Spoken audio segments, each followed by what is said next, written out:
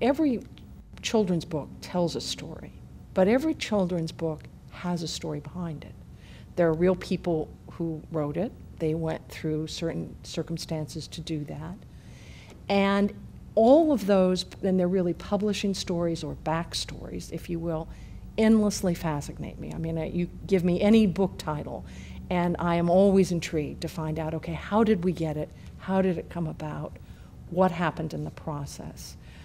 Certainly, one of the most chilling stories to me was one that I actually sort of people I worked with firsthand.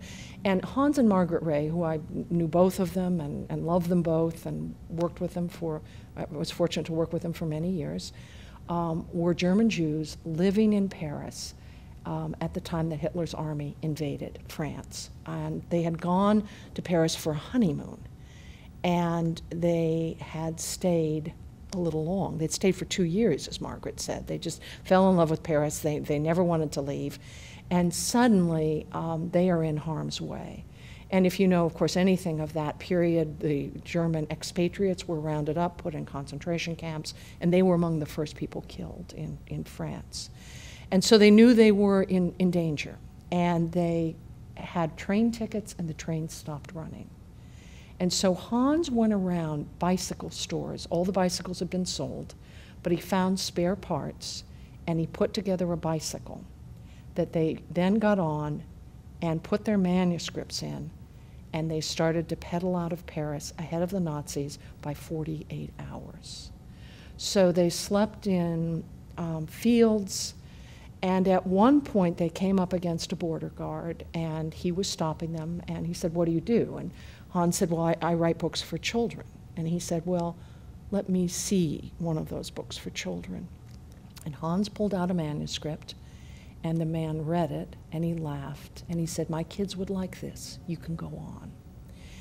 And we talk about, sometimes great books are lost by seconds and inches, but literally, had he not had that manuscript, it is possible that they would never have gotten ahead of the Nazis. Margaret Rey had modeled for the character in that manuscript, and it was about a very curious monkey called Fifi, who had a lot of adventures. And so they got that manuscript out of the country. They came through Brazil. They had Brazilian passports, and they came to the United States of America. And they were met by their British editor, who knew that, by the way, they have no money, they have nothing at all, and she gave them a 4-book contract.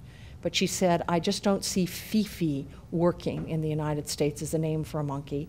And they changed, of course, the monkey to Curious George. And that book was to go on and make their fame and fortune. And when Margaret was 90, she would sit in her room in her house in Cambridge, and it was a shrine to George. There were stuffed George toys, and there were George puzzles, and there's just everything George in her living room. And she would look around the room and she would say, "Anita, I can't believe that all of this came from that manuscript that we had on our bicycle in Paris so many years ago." So to me, that is one of the most dramatic of all the book stories, because here we have this perfectly American, we think of Curious George as the most American of all characters, and yet he was created by German Jews in Paris, escaped the Nazis, came through Brazil, and eventually comes to the United States. So he's a true immigrant